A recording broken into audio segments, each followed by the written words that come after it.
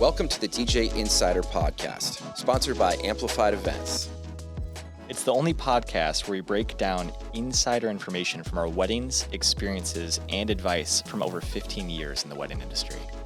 We're your hosts. I'm Mike Kane, owner of Amplified Events. And I'm Chris Zart, general manager of Amplified Events.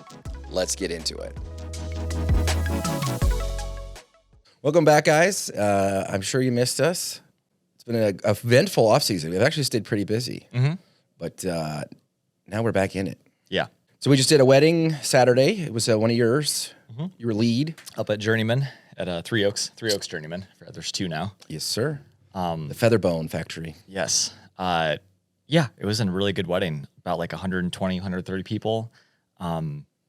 The first thing we noticed was I just loved their attire, like the groom's suit that he had, and he said he had it custom made from some place in Chicago. So it was like a pretty, light green, but very cool looking. I liked it a lot. It's not what you're thinking. It looks really cool. And then his vest was kind of this like purpley pattern. Yeah, it was really cool. And then floral on the back. Yeah. And then the bride's dress, it wasn't even like totally white. She kind of like went off of it, and it was like a mix of like kind of green and white, green and blue and white. And I can't do it justice probably in the way that I describe dresses. It's if we can find some photos, I know we're going to post them on our Instagram. Yeah. And stuff. But really fun wedding. The people there were just awesome. All the guests there were just so sweet. It was just a really good way to start off the season. We always talk about like, in the area that we're in, the off season we have, like when we get started, like we've been doing this for years, but it's always kind of weird. It feels like, first day of school, like you're just kind of like, oh, like, nervous. Yeah. Just a little jittery. And then as the season goes on, our confidence just builds up. But I've just told you this like countless times already that this one just has skyrocketed my confidence. Like everyone there was awesome. It was just a super smooth day. Yeah, nothing went wrong at all. Like just everything was perfect. Really good dance floor. I just had a fun time. But all the elements were really there. First of all, the couple was very clearly in love, and that their family and friends were really on board to have a good time. That they love this couple too. The couple did their own vows, which were very heartfelt and funny. They had a friend marry them who knew them and who made it funny and heartfelt. And it was short and sweet. The speeches were short and sweet and heartfelt. I don't remember anything necessarily about that. And then they just had a great party. It was a good atmosphere, just a good energy throughout the whole night. And I really felt like the couple knew what they wanted. They were really in love, and they just wanted to have a good time. I personally I'm fine if traditions are still fine with a lot of couples, but there really wasn't too many like planned things throughout the night. Yeah. It was like you said, it was like two speeches. Nothing was going on too long. Like all of the things that we talk about of like, don't do this, like they did not do. Yeah. And then once we got to the party, it was just a party. It was just a fun time. They went nuts in that photo booth. We had printing. Yeah. That was cool. They really used it a lot. Yeah. It was a beautiful day, like just the first gorgeous warm day of spring kind of thing. Yeah, we got out on their like putting green in the back, which is always fantastic. Like it was just like 76, 77 in the sun. It felt awesome. So I feel like we're already getting like a taste of summer. But was there a song of the night that you noticed that really hit? This was like a last second call that I made of, we're just kind of finishing out. They really liked a lot of pop punk and stuff like that. Some early 2000s, like late 90s stuff. And that's kind of what we were ending the night with. And we had a lot of really good sing-alongs. And their last song was First Date, Blink-182. Yes. And then I had remembered last second that the song that the groom walked out to was an All-Star Smash Mouth. It was an instrumental version. It was just piano of it. And I thought that was really cool. So I was like, oh, like I wonder if this song, and like everything that led up to that point, I was like, this crowd I think is gonna like that. And it was just like, that could have been the last song of the night, and then we went even harder at the end. But like that was that was a great like last second one to end on. That it just popped into my head. I was like, oh yeah, like I bet that'll probably work. Yeah. And it did. It went super great. We had a new guy there that we were training at Hyro, and I was helping. We were tearing down a photo booth when you're playing those last songs, and I was like, yes, when I heard that song come on, because I knew, we always say a good DJ plays the right songs, plays the good songs, they get people dancing. But a great DJ plays the songs you didn't know you wanted to hear. Yes, and I was talking to the new guy about that a bit too, and he actually came up and he gave me a suggestion that ended up like bringing my dance floor back. There was, they had the photo booth. It was like a smaller group. So we'd had, the bar. I would say most of the night we had that dance floor full, but there was a few times where like people kind of big groups, migrated back. Like 20 or 30 people. Like, let's get a photo together. Giant photos together. And then when you know, the entire bridal party, bride and groom and all friends leave, then that like makes everyone dissipate. Yes. So I lost him for like 10 minutes or so. And then this is right before we kind of ended and went to that sing along. And then, Hyro was like, oh, do you know, any like early 2000s Black Eyed Peas? Like, so I did Let's Get It Started. Yes. And that brought everybody back. It got it started. And then it did. So I was like, I didn't get a chance to tell him, but I was like, thank you. That's, that's why I really like having, we talk about us doing weddings. We have our own perspective on what we think is a good decision. And generally we're right. We've been doing this long enough, but I love working with new people because I would have never thought to play that song in the moment. There's a bunch of other songs that could have been good too, but I just like getting, that's why I like working with other people sometimes, is just getting that new someone perspective. to bounce ideas off of, chalk shop with, and they bring a new energy. Yeah. And hopefully it was a good one, but sometimes it's not if they, but honestly, that was a really great wedding. It just, everyone got picked up. I would say it was a 10. It was a 10 out of 10. Yeah. Solid. Any lessons we can take away from that? To me, it was like, all the things we've been talking about were there. They wrote their own vows, very much in love. They just decided they're gonna have fun. Right. Couple they had the most fun of anybody. I felt like that couple did. Oh, there was something I wanted to mention. Yeah. That they had an idea of that I want to tell future couples. Oh, and this was really cool. Right. And it worked. I texted like, the day before. I usually do this with most couples, of like, hey, just really excited to work with you guys tomorrow. Let me know if there's any last second thing. And the groom was like, oh yeah, I just wanted to let you know, we're going to give you 3 songs. And there were like some of the best songs on their dance floor playlist. So, it was going to be really good for the floor and everything. But they're like, these 3 songs we know are like kind of like a little bit of a warning of like, once we've left the dance floor too long and we're splitting up, talking to people, that's like our signal to go back together on the dance floor. Cause they were saying like, he wants to talk to friends and family, hasn't seen in a while, so does she. So they would kind of be, grabbing a drink with somebody, talking at the photo booth. After like a half hour or so, if I don't see them on that dance floor, I would play that song and that would be their like, oh, we got to meet up, check in, see how we're doing, and then be back on the dance floor, which then also was good for the dance floor because once they were there, everyone followed them out there. But I love that idea so much. Check-in songs, 3 check-in songs. Mm-hmm. That if you haven't been on the dance floor, a half hour DJ plays that, and that's your code as I better go see my wife again and dance with her on the dance floor. Because we talk about it all the time, and it's it's a cliche, but the day goes really fast. Yeah. So it's you could sit there talking. We've all done that. You've been at a party before where you're talking with a friend and then like 4 hours flies by. That happens. It's really, once we get to reception, past dinner, it's only about like 4 hours, which that goes really quick. Yes. So yeah, I love that idea. I'm going to recommend that to other people. I would have never thought of that myself. So I'm like, that was really cool of them. Something you said and something so we did another wedding that day. It was just photo booth only. Mm-hmm. Yeah. Which is great. Sometimes that come up, and it was kind of a last second thing, so we're like, why not? Normally we don't like to do that because it does take away a DJ and takes away a photo booth, Mainly was like, this is a date. We're just kind of getting started in the season. That's right. We're not going to book out that date. We're fine. We boot another photo booth. Mm-hmm. But our DJ who was working the photo booth texted us that like they had a family friend do that. And so I just, again, don't hire your family and friends to do it. I'm sure they'll save $1. I'm sure they're good at it. But is your family friend a professional person? Are they a professional wedding vendor? They do this for a living. Because if not, that has an effect. Right.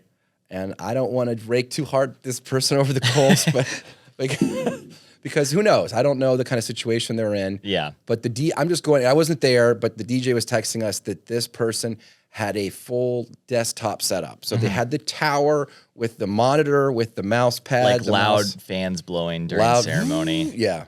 Notifications going off during speeches. They had, like some sort of video game. I think it was on like Discord or something like that on their computer. And so it was stuff feeding into the microphone. Yeah, there's different notifications on the, just stuff that's not a professional person. They don't have a professional setup.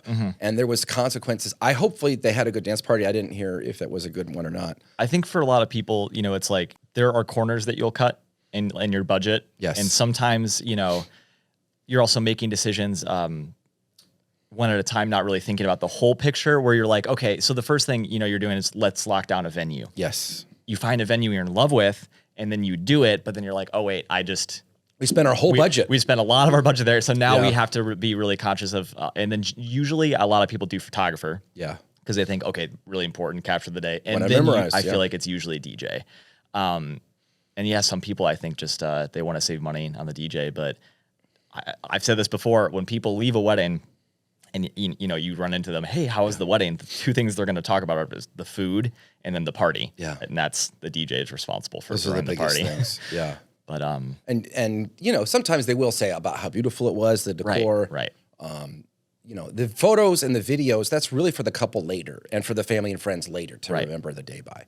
So those are very important too. Very few people, I mean, of course, people remember the dress or the suits. You and I are talking about the suit and the dress, because Yeah. that was very memorable. It was very cool, and it was very unique to that couple. Yes. It was a unique aspect of that wedding that we remembered. And so those things are important, especially if they're important to you and you got the budget for it, do it, make it happen. Totally worth it. But I find a lot of people, they try to save in areas they probably shouldn't save, and they should spend in other areas where they were holding back, And I think the DJ, is an important one. And I'm not even going to say like, oh, you should cut the corner on this compared to this. Yeah, it's yeah. just, it's really what's important to you. What's important to you? If DJ is not super important, then I guess they did the right thing. Right. But I think that wedding had a consequence, and I call it Spicy a spicy consequence, where it's just not the wedding it could have been had a professional been there, had we been Yeah. DJing it, and we could have DJ'd it, and I would have loved to. And it's a beautiful venue, and it's a cool team to work with. And man, if it's just a lame, not fun wedding because the DJ's just like, next song, click, click. He's just running a playlist. I hope that was a really fun one. Right. But to me, it's just a matter of like, where are you spending your money? What's important to you? But you never know. I don't know. We try our best on this thing. Is there other things like that we see time and time again, from like areas to save money, areas to not, where you should spend more, or even just like, this person's not a professional DJ. Right. Like things that should be kind of a red flag for couples, like, oh, I mean, I've seen it with photographers a few times too. Sure. Because I've worked with people that my life ends up getting more stressful because they're not normally working a wedding day, so they don't know how the day runs, and they're maybe they take decent photos, but they don't do it as a job. So then I have to like kind of like make sure, hey, are you available for first dance right now? Because we're gonna do it. Like, I have to like then find them for each scheduled event thing and make sure that I'm not gonna catch them off guard. Yeah. Because most photographers, they have the timeline that we've gotten. They know, generally when first dance, like all those moments that they need to capture photos, when it's gonna be. So I usually don't have to like baby them throughout the day. You know what I mean? But I've had that a few times of, I'm just like having to find this photographer throughout the night. I've also had that with some venues, a lot do, but some don't have any coordinators. It's just more like you're renting the space. Maybe they have catering or, bar that they're providing, but not having, I'm not saying you have to get a coordinator, but you should have someone at least that's kind of in charge and managing time and everything. The best venues do. Right. Yeah. And I would say most venues at this point have some extent of coordination, which is really important. But that's been tricky sometimes. There's times where I've had to send an assistant to line people up for ceremony and cue me for music, and stuff like that, which we've done, and it's fine. But Absolutely. that is it's more stress than we should have. Yeah. I think that, and we talk about it a lot, but our jobs can be a little bit as coordinators sometimes. Yeah. Sometimes more than others, but we just had Gina from Sugar on the Rim on the podcast last week, and she talked about how like what she looks for in vendors are ones that communicate really well, and that have, especially like day of, that kind of just and so they're not like, if you're a photographer, you're not taking the couple without telling anybody, or if you're a DJ, you're not getting started without making sure people are set and ready to go. Right. And that, some venues, like, they call themselves a coordinator, but what they're really doing is coordinating like for catering. yeah, They're not really holding your hand as a couple day of and managing your timeline. There's a lot of venues that do that. Right. But there are some venues that it's just, they're there for the venue. They're there to get the food out, and then they're there to go home. They're not going to be there to do anything else. Do you need another table? We can get another chair. Yeah. That kind of thing. They're there for like managing the venue, They're coordinating the venue. They're not coordinating your day of timeline. They're not coordinating all your vendors. Right. There's venues who do that, but she talked about if you are booking a venue and they say, well, they coordinate, ask them what specifically they'll be doing tasks, day of, things that they're responsible for, and things that you will need to do or your vendors will need to take care of. Right. Because I think that's really specific. And if you rent a facility and it's just a rental, they're going to be there to make sure you get in and make sure you get out. Mm-hmm. And if you need another table of chairs, we can do that. But that's it. They're not going to be there to the rest is on you. Yeah. That's it. And so if you don't hire a planner or a coordinator or event manager, that's going to fall on your other vendors. It's going to fall on your photographer, fall on your DJ to make this, to run the show the day of, to find ways to do that. And hopefully, we hear all the time that DJs don't do that. Mm-hmm. We do that, but some DJs don't, where they're not going to use the microphone or MC, right, or do announcements at all, or line up your bridal party, cue them for the important songs. That kind of thing. It just gives me too much anxiety that I feel like I have to do it. It's like just not having any structure. You want it done right, and how to, the basics of how to do it, but it's not really what you're being paid for. Right. It's not really what you're doing. It's not really, but you recognize it's an integral piece to the outcome for the couple, and so you make the sacrifice and do it. But oh man, the venues that, or someone who hires a really good coordinator. Yeah. I feel like we're doing like half of the job that we normally have to do. Oh, it's so sweet. It's so great. Everybody's in a good mood. The food's coming out. Everyone's happy. Mm-hmm. Everyone's lined up doing all the stuff. Yeah, it's a good event planner, coordinator. And she talked about the term event manager, which I kind of like better. They're trying to get away from the term coordinator, I guess. Okay, I'm sorry. No, I didn't know. I didn't know. Well, because I think coordinator is like she looks at it as like the venue person is the coordinator. Right. She's an event manager. And she's showing up. She's managing the event. Yeah, that makes more sense. Which is, I think that's because I look at coordination as more timeline and of the specific services the venue's providing. They're coordinating those. Right. Versus a manager's managing all aspects of the day for the couple. Mm-hmm. Now, there's venues that do that, and there's venues that don't. But it's good to know what you're buying, what you're doing, if you're and what you're not. What they're not going to do, kind of thing. Because then you should hire that out or have somebody responsible for that, or have a conversation with your vendors about who's doing what. But the worst ones are the ones that add stress to your vendors, add stress to your day, add stress to the couple. They're bringing in a whole level of anxious energy and perfectionism and micromanaging. That, do you guys have a microphone? Are you guys going to make the announcement? Pizza's out. Are you guys going to tell people the pizza? Think the big one, and I feel like because there's coordinators I've worked with in the past that have definitely made life harder. Yeah, and I think a big part is just that compared to any other vendor, there's just like some bad DJs out there. A lot that I feel like there's a lot more bad DJs than bad photographers, videographers. Pretty much any other vendor that. I think that Do you think we have the worst? We're the worst of the worst? I think so, yeah. You think DJs are the worst? Yeah, absolutely. Well, it's just because I feel like there's a lot of people that, and I feel like a lot of photographers actually are having this more now because I feel like anybody thinks they can take a picture, Yeah. But it's a lot more than that. And sure. We've had photographers on the past that have explained how much more it is. And same thing with us. I feel like a lot of people are like, yeah, I can play a few songs. A song. Yeah. I've been known to play a song or two. I can hook up some speakers. So, I think that the bar can be a little low. But we've explained of like, what you actually get when you do put money into getting a professional DJ for a wedding. There is a difference. Yes. If you pay for what you get. But, I think that's to some coordinators, they're just like, they have this anxiety now of like, I've worked with enough bad DJs that, of course, no, I don't have a microphone. I'm not going to MC. For us, that's the norm. But like, I think that's where that anxiety comes from, but we're trying to change that. I want most coordinators in the future to be like, oh, we're working with your team. We know we're good. We want them when they hear that we're going to be the DJs that they're like, oh yeah, right. Oh yeah. So that's the goal. You want people excited that they're going to work with you, not people dreading. Right. Who's this going to be? What's this going to do? And on that note, I was on Reddit. I've been looking at the wedding Reddit, and they just have a lot of cool stuff. But there's like a choosing beggars. So basically, like people who like want something for dirt cheap and they're expecting the world. Right. And this woman posted this thing. I'm looking for a super affordable DJ, nothing over $300 because of my budget for my wedding. And they blanked it out where the wedding's going to be. I have been looking and searching. I cannot find anything, and I need help. She can't find a DJ for the entire night for $300. Right. I wonder why. I'm tired of people telling me that it is way too low for a professional DJ. Believe me, I know, but not every flippin' bride can pay more than $300 for a DJ just to play some music and have lighting.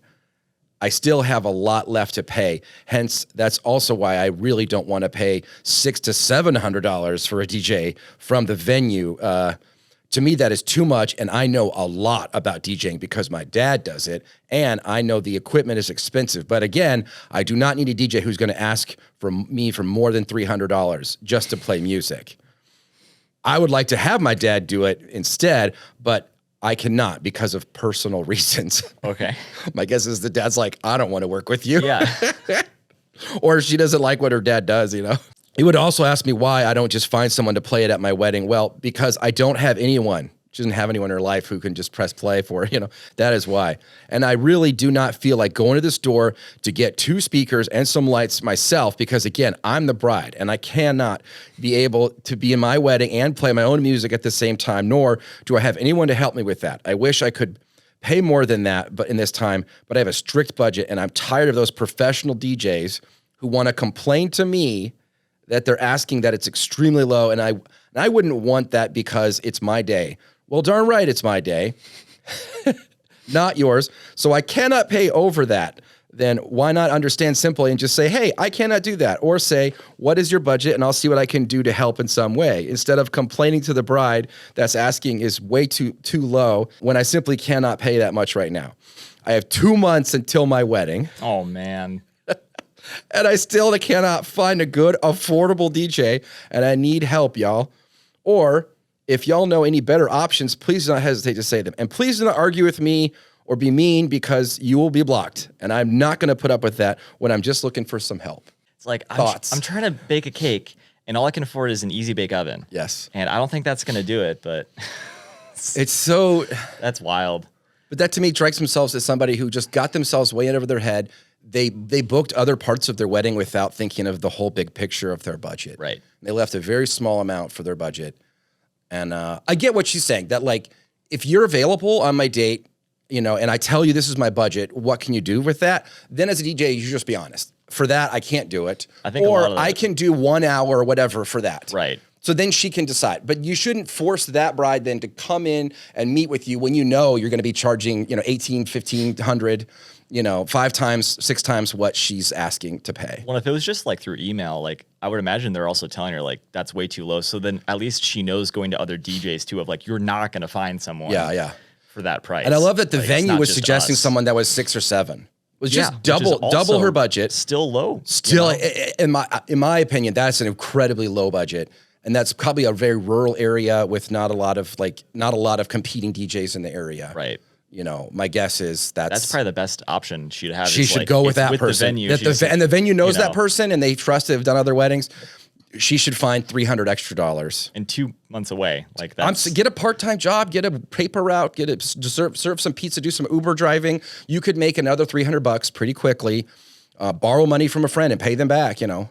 And you don't need to have an expensive wedding if you don't have the money for it. So there's nothing wrong with that. There's nothing wrong with that. But to think that you're going to find a professional person who's spent, you know, thousands of dollars on equipment, on music, has spent countless hours, you know, mixing and curating amazing dance floor environments, and is professionally trained MC and can do all this stuff for $300 for 12 hours of work, you know, 6 hours of performance, and maybe more if this bride seems like she wants to probably meet multiple times and go over her lists and very particular about music. I love that her dad is the DJ too and doesn't want anything to do it for personal reasons. She can't even use his equipment, you know, and she doesn't have she doesn't even have any friends in her life that will play music for her at her wedding, you know. Right. So to me, there's probably more going on here than she's saying. And I'm sure her dad was in a time where actually that's how much a DJ used to cost. Yes, so it's I know a lot about DJing, so I know what they should charge. I was like, well, she didn't want to have to go buy speakers, she's going to spend more than $300 for speakers, you know, and lighting. To me, it's just very clear that she undervalues what we do as a profession. And so, you know, and she's obviously had trouble finding somebody who will work with her. I mean, that's even like, you know, talking to parents now, like with couples, they're like, how is it this much money? Like they tell me sometimes of like, it's, well, I'm sorry. It's like a house also doesn't cost as much as it used to. I don't know how to explain that really. Well, you don't have to. That is true. We don't have to. If they don't want to spend the money, they can do it themselves or find, there's always somebody cheaper. But ultimately, to me, it's really about, does this person, are they a regular in the industry? Are they working almost every weekend, if not every weekend? Right. They have lots of experience doing this, and I can trust them with my wedding day. That's going to be a premium thing because it's a premium day. You're going to spend, $25,000 on a venue, and then you're going to want to spend $300 on a DJ. That's the whole entertainment for the night. That doesn't make sense. It doesn't even line up. And there's different DJs for every budget. You can definitely find a DJ in your budget, but maybe not that low. Right. I mean, that's going to be a friend. That's going to be her best bet is to rent some speakers and have it. But she doesn't have any friends, so maybe make a friend or pay a friend. That's the. That's just ridiculous. But that wedding, you and I both know, is going to have a spicy consequence. It's not, the dance floor is going to struggle. It's not going to be fun. The songs are going to not be mixed. And it's going to be an on and off kind of thing all night. It's not going to be a good flowed night, curated to the couple's taste and the taste of she's going to have to set up and tear down. That's going to be added work on her day. She's going to have to prepare all her own playlists. She's going to have no one to bounce ideas off of. Nobody to say, hey, maybe don't do a 9-minute slow dance song with your father, I mean, it's like you spend the money and then you have much less stress and more time. But I mean, do as much yourself as you want to do, as much as you can take on. But then be prepared to deal with the consequence of that. Right. There's always a trade-off, right? If you don't spend a lot of money on a professional DJ, the wedding itself is going to have, the event is going to have a consequence. Sound effects going off during your speeches, But if you, save money in another area, maybe the guests don't care as much about the decor. Maybe you don't have to buy wedding favors. Maybe you don't have to have a fancy limousine to drive you to and from. Right. Maybe you don't have to have this super expensive Airbnb for the entire weekend. Yeah. That was like, I love flowers and floral decor at weddings is amazing when it's done well. We've seen some cool stuff over the years, but for my wedding, that was kind of like, we would rather have, put more money into a photographer and get really good photos compared to so we did silk flowers, and that saved thousands of dollars for us. But that was one corner that I felt comfortable taking. So it's you just got to really prioritize what is the most important thing to you. 100%. And you really should get a realistic look before you sign anything. You should get quotes. 3 to 5 to 6 quotes from multiple sources to get a good idea of what I want, what I need, and what is this going to cost me to really develop your budget before you go. Well, we all see it all the time. They go out and book their venue, and they fell in love with the venue, which is great. There's a lot of beautiful venues.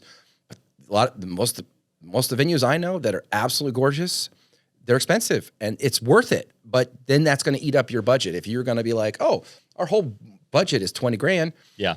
And you can have a great wedding for $20,000, but there's going to be things you'll have to cut back on, and vice versa. There's a whole thing on Reddit now. It's like $10,000 or less your whole wedding. I was like, ooh, they can't. That'll be the whole venue. That'll be at least, or no, At this point, that's going to be hard. Or you got a photographer and a DJ, and then maybe a couple thousand left over for food. Maybe the most you could do is a nice rent a space, and then have your own caterer, and then there's a consequence. And this, this is an industry. It's a business. People don't understand that. It's a business like anything, and you get what you pay for. If you want a top quality experienced person, you got to pay top quality dollar for that experience. If you don't care about that experience, then don't pay it. Right. But then the wedding will be what it is. So I hope you guys know how to MC and mix music and set up sound equipment, So, or I see people all the time, oh, I don't need microphones. I'm like, okay, yeah. You probably will. You probably will. The 250 people that can't hear a speech. They can't hear a thing you're saying? Yeah. You might need those. Might need it. We don't really want anything fancy. We don't need lighting. I was like, okay, that's fine. You don't have to do lighting. But you definitely need a DJ. You definitely need a microphone. So, I don't know. To me, it's so funny just to see $300 just going off, yelling at everyone else.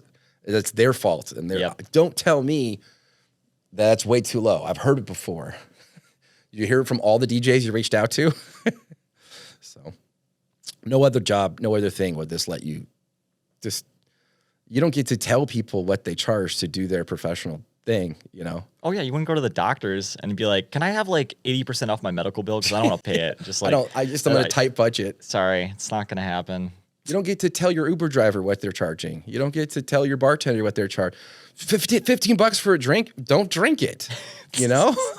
Don't buy it. What are you talking about? This is a $200 plate at a steak dinner? Don't eat here. Go to McDonald's. You know? Anyway, I laugh about it, but I get worked up about it because we always see it a lot. So. But I think it really comes down to a fundamental lack of understanding of this industry, of what these things cost. It's always more than you think. And they haven't really done the work research-wise. They just jumped in, and now they're drowning, and they need someone to bail them out. Right. With their tight budget, and that's just not how it works. So I hope that person finds a good DJ, but my guess is it'll be a tough one. Yeah. So, well, yeah, I don't have much else. Yeah. Short and sweet. We'll be getting into it more. We're about to kick off. This is like my last free weekend for a while, and then it's going to be party time. I'm excited. Yeah. I'm doing a prom this coming weekend with Cade. Nice. That should be fun. And then, then just like weddings, one more bridal show, and it's just going to be party wedding city. So. Heck yeah, man. Awesome. Well, DJ Insider Podcast, thanks for listening. I'm Mike. I'm Chris. See you at your wedding.